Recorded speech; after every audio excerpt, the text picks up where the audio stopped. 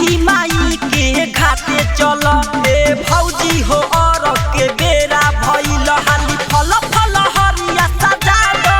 भैया दौड़ा ली है अपना माथे लइका हमारा के थामा दो भैया दौड़ा ली है अपना माथे लइका हमारा के थामा दो।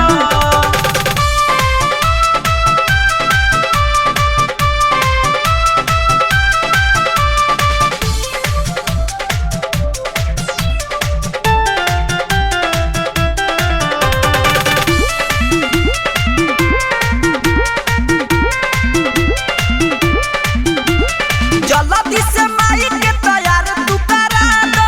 पियरी साड़ी या चूड़ी पहना दो हे भौजी अरे देर मत करो चूड़ी पहना दो जल्दी से माई के तैयार तू करा दो पियरी साड़ी या चूड़ी पहना दो बाबूजी संगे चली है उनके बाबूजी संगे चली है उनके उखिया के धारा दो भैया दौड़ा ली है अपना माथे लइका हमारा के थामा दो भैया दौड़ा ली है अपना माथे लइका हमारा के थामा दो।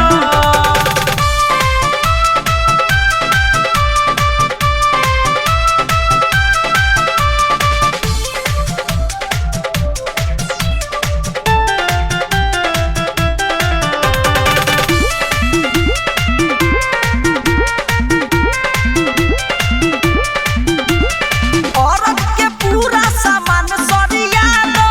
बबुआ के नया कपड़ा पहना दो ए भौजी अरे देर मत करो कपड़ा पहना दो औरत के पूरा सामान सरिया दो बबुआ के नया कपड़ा पहना दो मंजन मारुति देवरा के संतोष साजन सनोजवा के पारा शादी होई थमा दो भैया दौड़ा ली है अपना माथे लइका हमारा के धारा दो भैया दौड़ा ली है अपना माथे लइका हमारा